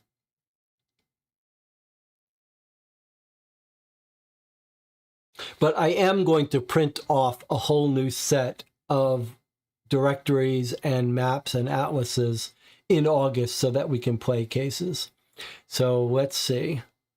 And the park and greenery art is in a sort of hierarchy, right? We've got the top tier is doing all of the main parks that are known, that are real, that are by themselves. And then we've got lots of little green blocks that are sort of fictional that could be sketched out, and we could reuse art for that and do other stuff. So we've got at least a priority of the art, and Daria has a very good handle on that.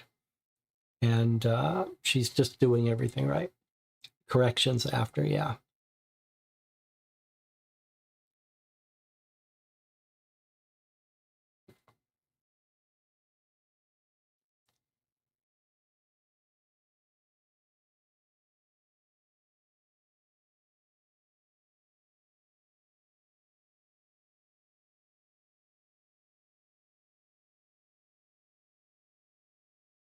Maybe Daria can train a helper.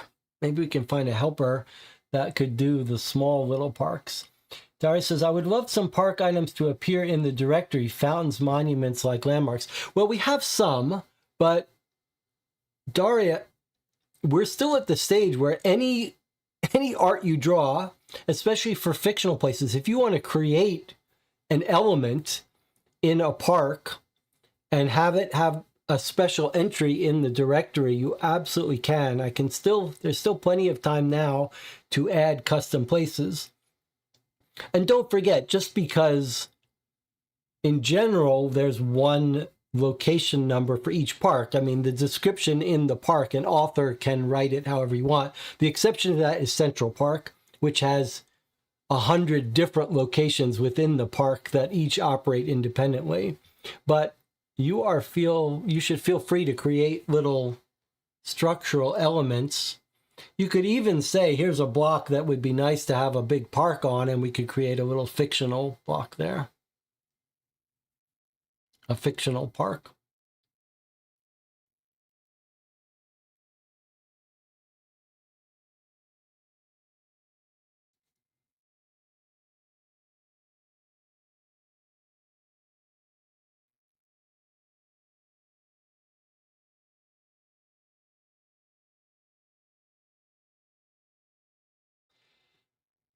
Let's make more greenery.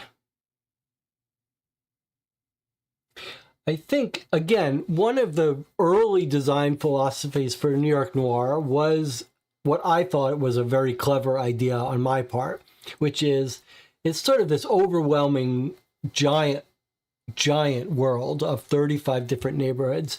And my idea was to make each neighborhood like a small town, a little self-contained small town. So a big part of the directory generation ensures that there's a couple restaurants in each neighborhood, a doctor in each neighborhood, an insurance company. There's like every neighborhood has its own little self-contained thing. And so one of the things that's important is and each neighborhood should have a personality. So one of the things that Daria is going to do that we're trying to lean into is to have the parks add to that, help convey this idea that each neighborhood has a different personality. So maybe we can lean into that and make, the parks of the poor neighborhoods look one way, and the parks of the richest neighborhoods should look fancier, and the parks of the poorest, roughest, most crime-ridden neighborhoods can look a little more dirty and disheveled and dangerous. So again, there's a huge amount of realism and real places in this system, but we can also take some liberties to try to accentuate the personalities of each neighborhood.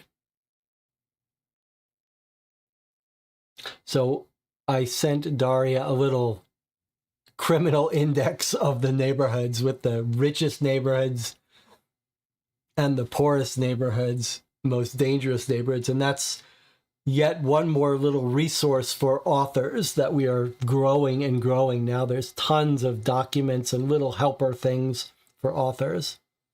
Adam says, if this was on a store shelf in 2027, what would you guess the retail price would be?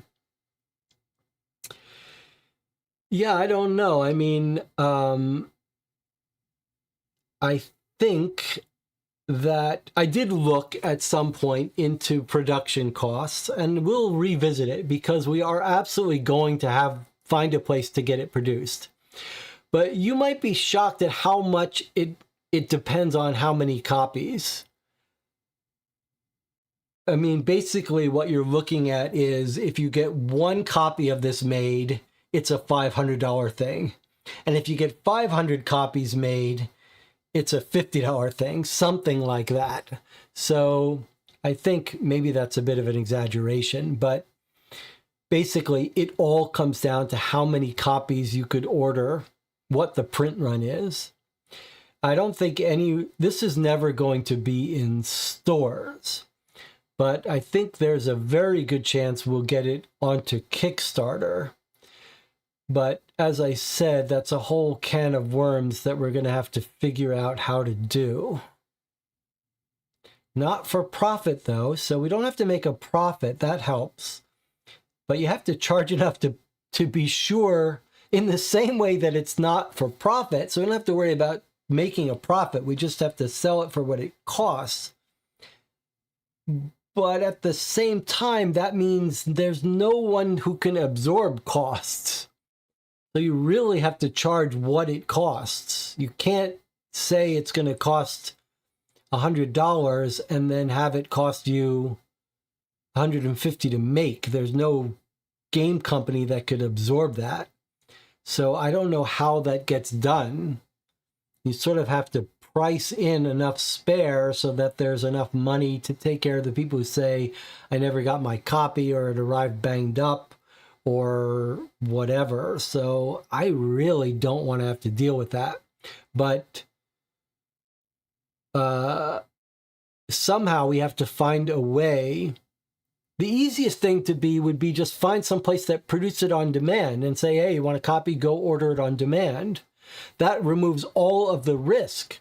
The problem is the cost for one-off print on demand for this thing, which is like 1,000 pages spiral bound, is just much too high.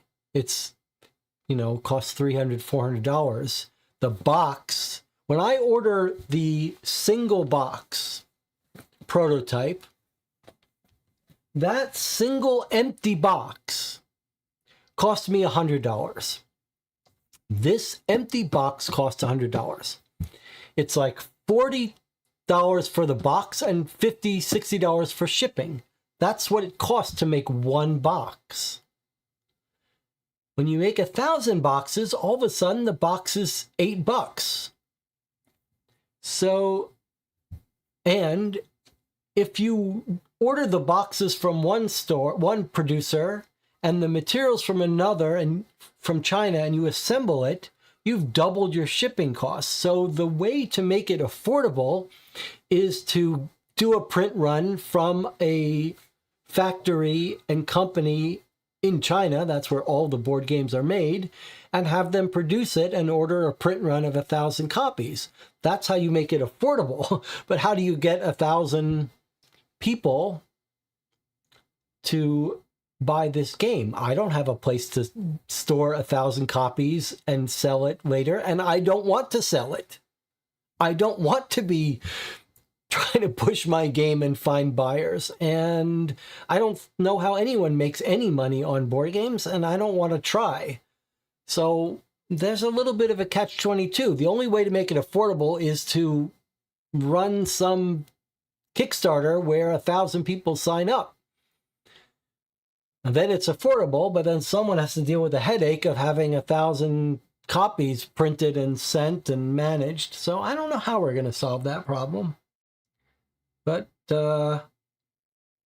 truth is, we'll worry about that later, and we don't strictly have to solve it. That's not my brief. That's not my responsibility. My responsibility is to get this game finished over the finish line in a reasonable amount of time. And we've already failed that. It's not going to be a reasonable amount of time. It's going to be a 5-year project, but we're approaching the finish line. We are going to finish. We are on track. I think by 2027, at the end of 2026, we will be done and ready. And that's where my strict obligation ends. The game must be finished, must be ready to go. If we can find a way to have it produced at a reasonable cost, then we'll do it.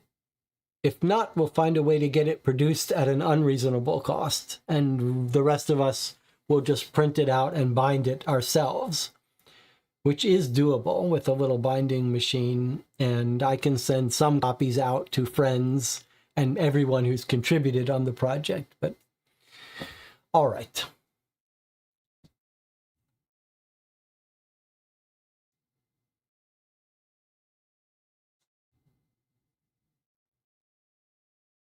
If it's open source, some third party could run the Kickstarter. Okay, well, I should clarify that a little bit. There are different people with different hangups about open source. There are some people that are really free and don't have any hangups, and they're just like, I've written this software, I've written this program. I'm a coder, so my background is on programming and stuff. There's some people that are like, I've written this piece of software. I've spent 3 years on it.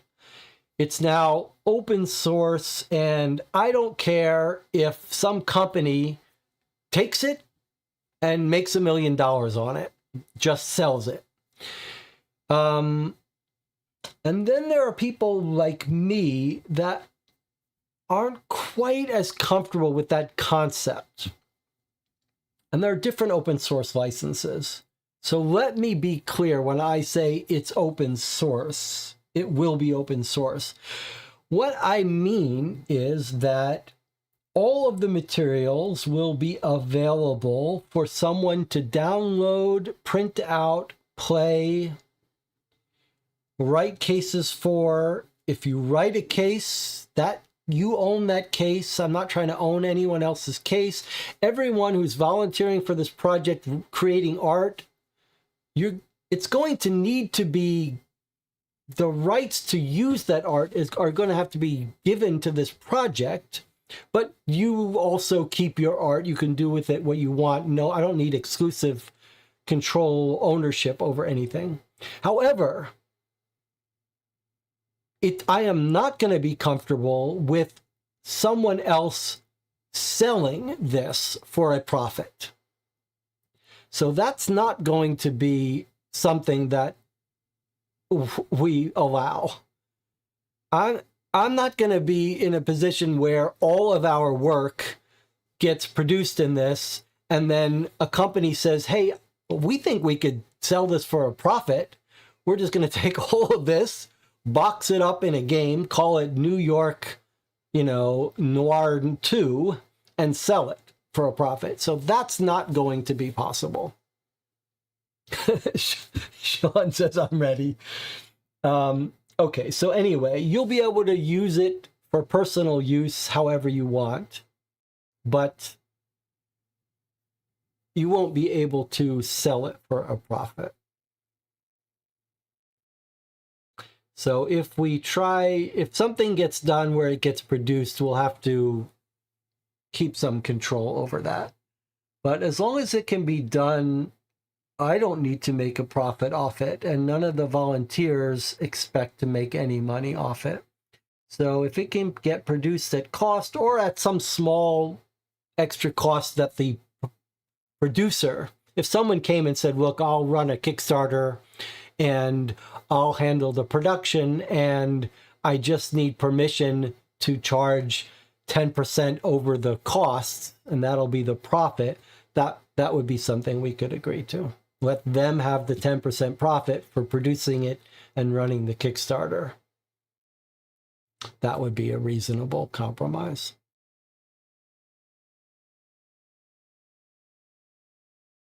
All right. Any other questions?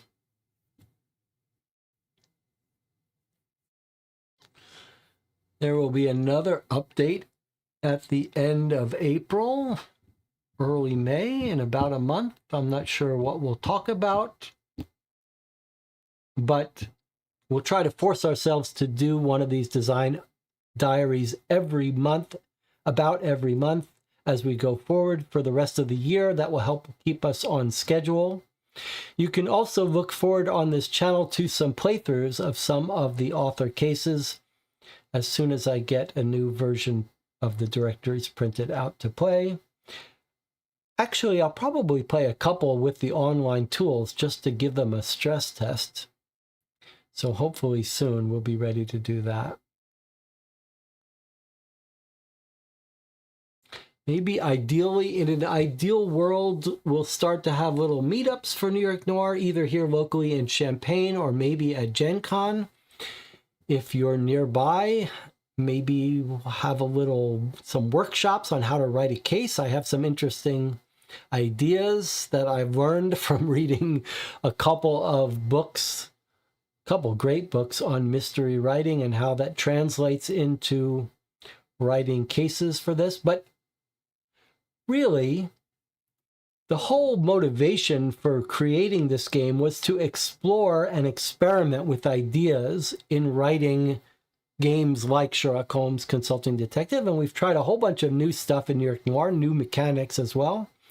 And I am very eager to see authors experiment with new ideas in creating these kinds of narrative fiction games. So I do hope, I know Lux, who's on the Discord, is experimenting with some new ideas. I'd love to see more people experiment with more ideas in storytelling and creating games that lean into what we think works in these kinds of games and what doesn't. So I do hope that we will create a rich enough world with enough support that authors feel like they can focus on the creative stuff. Anything else? Any other questions? I'm going to sit here for another 5 minutes. My thing says that, oh, I guess we're already at 6. My little clock here says we've been on the air for 1 hour and 55. So I'm going to sit here for another 5 minutes. Maybe we can draw out an extra question. I guess the downside of sitting here waiting for questions is some of you feel like you have an obligation to stick around to the end. So you're just sitting here thinking like, let's go. I want to move on with my life. Coffee is finished. We could talk about other stuff. Here's something to talk about. Does anyone have the Home Assistant? There's Amazon Alexa has a whole set of these devices, and Google has their own set of devices. You guys know what I'm talking about, right? Is the game ready yet? So you guys have, so we have a bunch of Alexa devices. Amazon, there's the Amazon Echo devices and everything. And we have a bunch of them in the house. And Amazon rolled out a little update called Amazon Alexa Plus. First of all, they're very stupid devices. It's crazy to me that we don't have good ChatGPT devices now, because ChatGPT is so good. So we're in the kitchen, and we asked Alexa something, and my wife and I were both in there, and she answered, and we both looked at each other like something has gone very wrong. We both looked at each other like, what's happening? Something terrible has happened. And what's terrible that happened is they gave this thing new voices. And the new voice tries to sound human. And it's got like some vocal fry, and it's got some weird, like, it's got weird stuff that's trying to make it sound human, and some extra emphasis on the little accentuations and stuff. And like, we hated it. We really hated it. We went in to try the different voices, and like, they're all, one is worse than the next. And I thought, am I losing my mind? And I went on Reddit. I was like, Reddit, Amazon new voice. And like all the posts are like, this is an abomination. How do I stop it? How do I go back? How do I turn this off? Like, everyone hated it.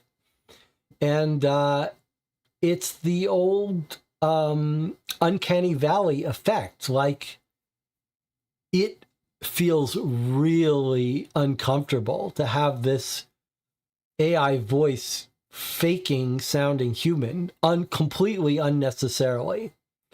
And we had to roll back that Alexa Plus to go get the robot voice. And I was like, please go back to your robot voice. Go back to the normal robot voice. So we rolled back the Alexa Plus. But go on YouTube. See if you can find the new voices.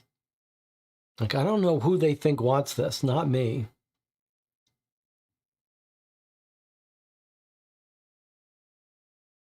Robot just wants to be your friend. I'm happy with the robot being my friend, but don't try to sound human.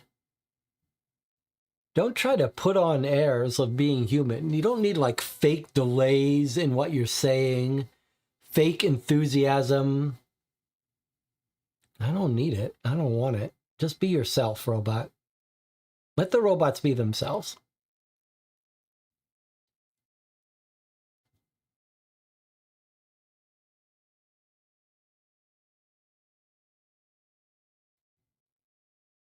All right. Is that it? Are we done? We have one, but I don't recall a new voice update. Go to it, upgrade to Alexa Plus. Give it a try. Let me know what you think. Go onto the Amazon thing, the device control, upgrade it to Alexa Plus. You let me know what you think. See if you lose your mind.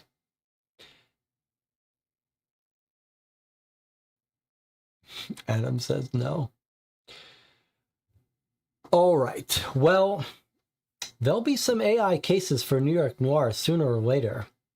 We've got other plans for New York Noir. This is the base set. We've got other plans. The radio drama. Eventually we'll have TV. There's no reason not to use this world with some AI video and create little movies of cases. So we're just getting started here. Thank you for joining me. I'll see some of you this week when we figure out what games we want to play. Thank you to all the contributors to New York Noir. I really am looking forward to meeting some of you in person one day and playing cases that some of you out there write. I'll see you next time.